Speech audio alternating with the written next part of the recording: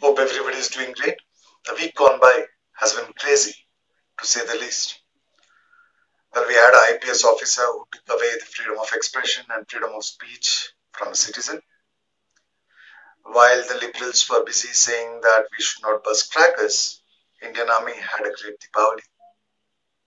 As usual, PM Modi visited the armed forces on Deepavali, and then Pakistan gave India a Deepavali gift.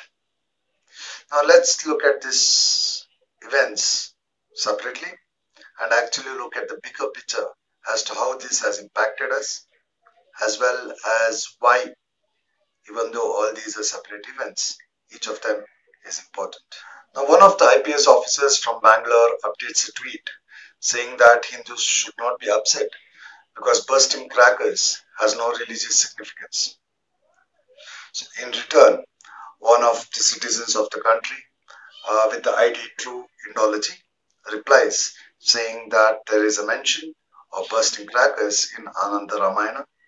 Hence, it is a part of the religion and we have all the rights to get upset. But then she replies back saying that Ananda Ramayana is not written by Valmiki. So that would not have significance. If you have any documents which would say otherwise, or which is older than Ramayana, then I would agree with whatever you're saying. So then same ID replies back with the documentation with the proof of Skanda Purana, wherein it's clearly mentioned that crackers were bursted even then. So the next thing the officer says is, your time's done. And within a few hours, his ID is being blocked by Twitter. Now, as far as I understood, an IPS officer's job would be to protect our freedom of speech and freedom of expression. But then you decide to go ahead and block the ID. I would not like to comment on it because I don't want my channel to be blocked. Well, I thought if you ask a question and you get an answer along with proof, then you're supposed to appreciate the person for finding out the answer for you. But then you decide to block the ID. Well, I don't want to comment on this either because I don't want my channel to be blocked and my freedom of expression taken away.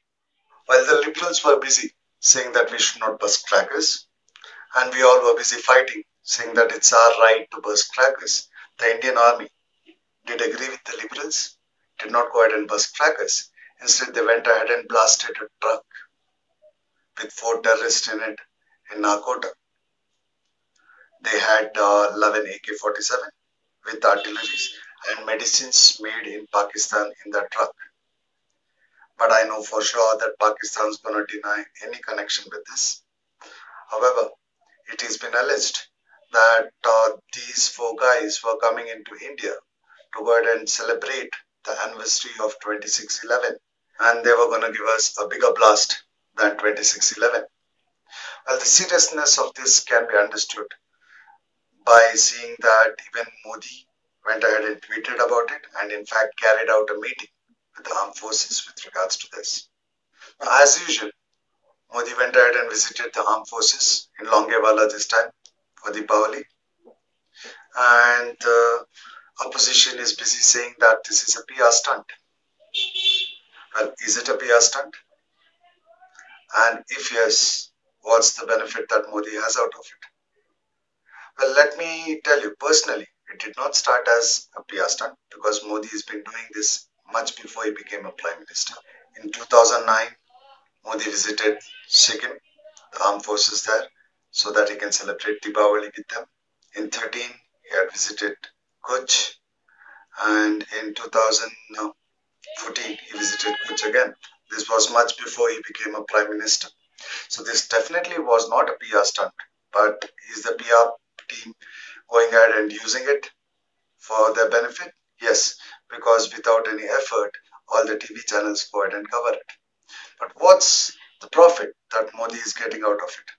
There are 2 different things that happens here. Well, firstly, it definitely boosts the morale of our armed forces. And secondly, he gets to make statements like these. पूरा विश्व विस्तारवादी ताकतों से परेशान है।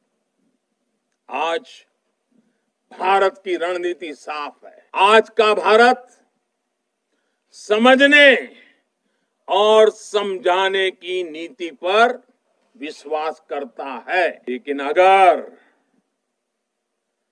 हमें आजमाने की कोशिश की फिर तो जवाब भी उतना ही प्रचंड मिलेगा। which are straight to the point as well as hard-hitting, which you usually cannot do when you are in a diplomatic meet or when you are representing a country as a prime minister. Secondly, votes. Yes, to understand this, you'll have to understand postal ballot system. What is postal ballot system? It's a process wherein the government provides you a service wherein you can go ahead and vote from the location where you are in, because of the situation wherein you cannot go ahead and go to your constituency to vote. Now, this facility is mostly used by armed forces. 2014 to 2019. In 2014, there was a 4% usage of this particular service, wherein in 2019, there has been a 60% usage of this service. And in 2019, it is said that there were 18 lakh votes registered this way, out of which 10 lakh have used this facility and gone ahead and voted. So mostly this particular service is used by government officials or defense. 99% of the time it's the defense who uses this particular service, because they would not be able to go to their constituency to go ahead and vote. But was it because of this that Modi went ahead and did it? No, because Modi has been practicing this much before he became a prime minister, or even his name had started circulating as an option to be a prime minister. So it is not a PR stunt, but the PR team currently is using it definitely. While most of the opposition is busy saying that all these attacks or surgical strikes are planned events and nothing as such happens, and indirectly they are saying that armed forces is not capable of doing anything like this. कितने लोगों को शहीद करोगे? हमारे कितने जवानों को शहीद करोगे? कितनी लाश और चाहिए तुम लोगों को? हमारे कितने जवानों के घर बर्बाद करोगे?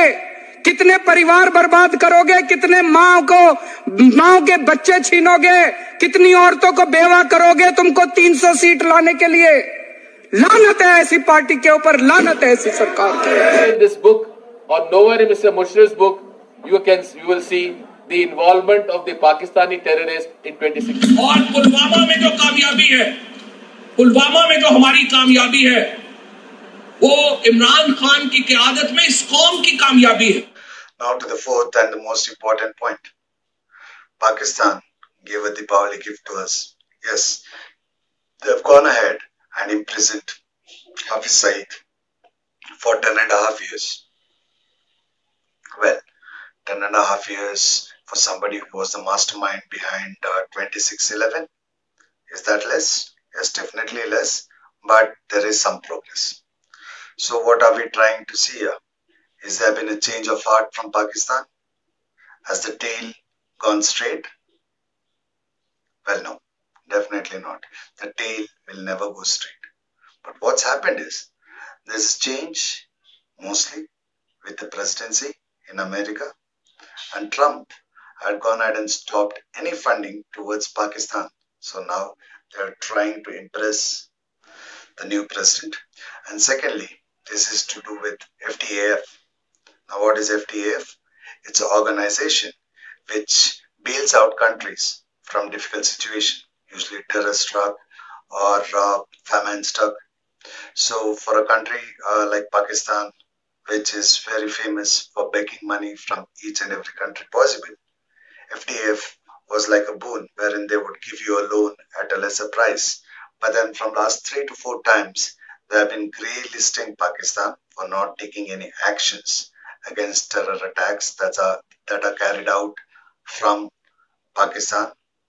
Hence, that warned them that before February 2021, if there are no actions taken, especially against Hafiz Saeed and Azam Masood, they would make sure that Pakistan would be blacklisted.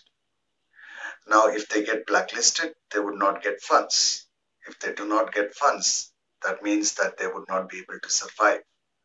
So that is the sole reason why Hafiz Saeed has been arrested. He would still get a 5-star treatment in prison, but that's not something which we can now go ahead and take any actions on. However, I have a very strong feeling with the way Pakistan is going that most of us will see Pakistan vanish from the world map, with Kashmir being taken over by India, Balochistan becoming a different country, maybe in another 20 to 25 years. There's a lot of hope. But then we'll have to wait and watch. Hope the video was informative.